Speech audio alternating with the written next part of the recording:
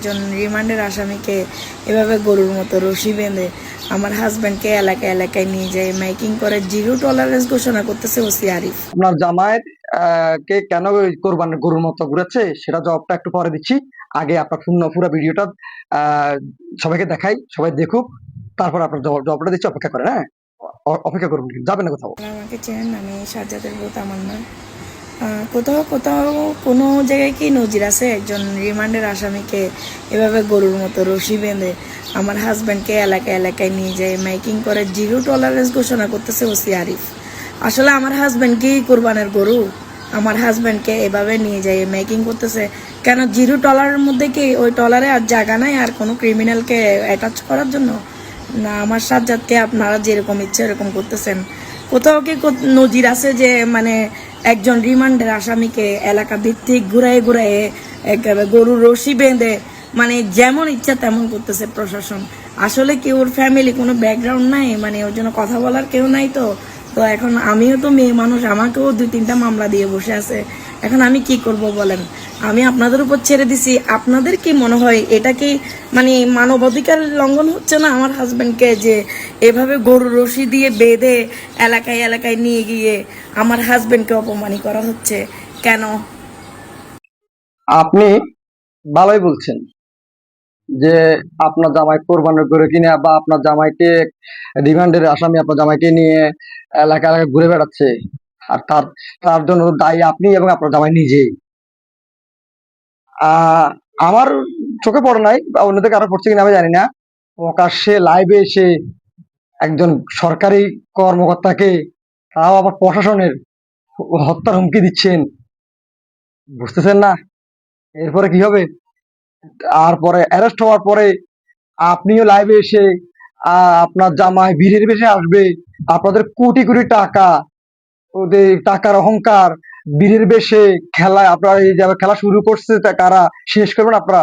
নাটকটা আপনি তৈরি করছেন, আপনারা, আপনি এবং আপনার জামাই, আপনি এবং আপনার জামাই একজন শিশু সন্ত্রাসী, সেটা তো সে নিজেও জানে, বা আপনি নিজেও জানেন। তাহলে এত তো পণ্ডিতামি করার দরকার ছিল না।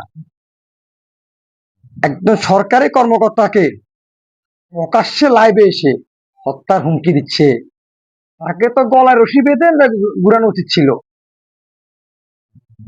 এই ধরনের কোন নজির আছে? কেউ দেখছে এ পর্যন্ত যে একজন সরকারি কর্মকর্তাকে এই ধরনের হুমকি দেওয়া? আর আপনার জামাই কতটুকু? 3.5 হাত। কতটুকু? অত বড় তো মাফিয়া দেশে এখনো হয় নাই। বাংলাদেশের অত বড় মাফিয়া হয় নাই যে আপনার জামাই এই যে একজন পুলিশ কর্মকর্তাকে প্রকাশ্যে লাইভে এসে মানে খুন করে ফেলবে, মার্ডার করে ফেলবে হুমকি দেওয়ার। কে? কে সাজ্জাদ? কে? টোকা হিরোইন ছি চাপটাবাজ। কিছু ওই যে আশেপাশে কিছু ফুটপাতে টোকা মুখ আছে না, এদেরকে ওই সাথে সাথে রাখি, মনে করেন আপনার নিজেকে নেতা দাবি করে আর কি। বুঝেন নাই? আপনার জামাইয়ের এই পরিণতির জন্য আপনারা দুজনই দায়ী। বুঝছেন? নিজেকে কি মনে করেন? কি মনে করেন নিজেকে আপনারা? আপনারা কিছুই নেই দেশে, কিছুই না। আপনাদের থেকে হাজার লক্ষ গুণ প্রভাবশালী লোকজন আছে, তারাও সমঝোতা হয়ে কথা বলে। আইনের প্রতি সবাই শ্রদ্ধাশীল, আইনকে সবাই শ্রদ্ধা করতে হয়। আর সেখানে আপনার জামাই আইনের লোককেই পুলিশ প্রশাসন, যে পুলিশ প্রশাসনের নিরাপত্তা আমরা নির্বিঘ্নে জীবন যাপন করি, তাদেরকে সেই পুলিশ প্রশাসনের যে একজন ঊর্ধ্বতন কর্তৃপক্ষকে প্রকাশ্যে লাইভে এসে হত্যার হুমকি দিচ্ছে, আবার আপনি কোটি কোটি টাকা দিয়ে নিয়ে আর বীরের বেশ আসবে। আর আপনার জামাই মনে হচ্ছে যে বিশ্ব জয় করে গেছে, বিশ্ব জয় করে যে আপনার জামাই অ্যারেস্ট হয়েছে, তো যে বীরের বেশে আসবে, এই জন্য বীরের বেশে আনছে। বুঝছেন? ওর জন্য এর থেকে আরো ওই যে মনে করো গলায় রশি লাগাই কুকুরের মতো হাড়ে দৌড়াইতে দৌড়াইতে আনলে, ওইটা হচ্ছে যে আপনার ওর জন্য মোটামুটি শোভনীয় ছিল, মানে ওর সাথে এটা যায়। যত বড় গাল্লা তত বড় কথা। বুঝছেন? সবার এই যে আপনার অপরাধী হোক বা নিরপরাধী হোক, আইনের প্রতি সবাই শ্রদ্ধাশীল থাকা উচিত। আপনার জামাই কি অপরাধ করছে না করছে সেটা সম্পূর্ণ বিচারাধীন, বা এই আর কাজ আপনার আদালতের কাজ। ওনারা দেখবে, সাক্ষী ভবন দেখবে কে দোষী কে নির্দোষী। আপনারা যেভাবে অহংকার, কেউ মার্ডার করতেছে, কেউ বিড়ি বেশি নিয়ে আসতেছেন, দেখেন ওই যে সামনে কোনো গোলা বেশি লাগায় কোনো হাতায় কিনা। বুঝেন তো? এমন কিছু কোথাও এমন কিছু করবেন, এমন কিছু বলবেন না যেটা ওই যে মানুষ ওই কথা আছে না, মুখের শত্রু হইলো বড় শত্রু। মানুষ কথা দিয়ে শত্রুতা কিনে নেয়, কথা দিয়ে ঝামেলা পাকায়। আপনি তো ওই যে আসলে প্রত্যেকটার ফ্যামিলি ব্যাকগ্রাউন্ড কেমন, যে আপনি বলছেন ফ্যামিলি ব্যাকগ্রাউন্ড না কেমন সেটা আপনারাই ভালো জানেন। নাহলে আপনারা বলতেন আমরা আইনের উপর শ্রদ্ধাশীল, এই যে আমার জামাই অপরাধ দিনে আবার অপরাধী হলে আইনটা বিচার করবে। আপনি বলতেন কথা এগুলো, আপনি যে বাপটাও মারছেন না 2 টাকার বাদ দেন মিয়া। আবার আবার লাইভে আসেন।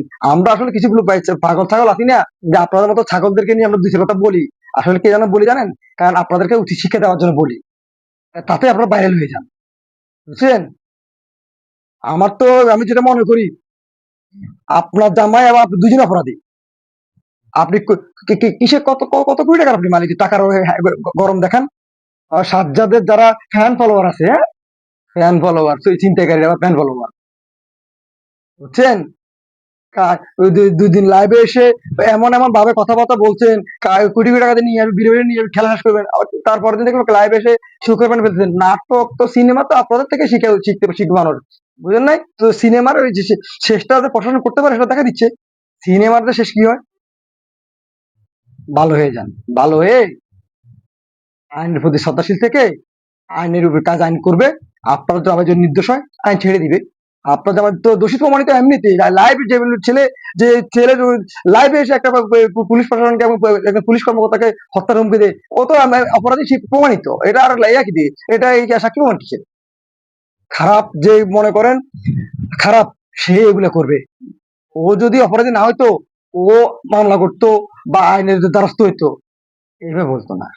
গাছ তোমার নাম কি, ফলে পরিচয়। এই ফলটা দিচ্ছে বাচ্চাটা, বুঝলেন না? ফল ও দেখাইছে আর অন্যরা গাছটা কাটতেছে, বুঝছেন? অতএব একটু সংযত হয়ে কথা বলবেন, আইনের প্রতি শ্রদ্ধাশীল থাকবেন, আইন নিয়ে লড়াই লড়েন।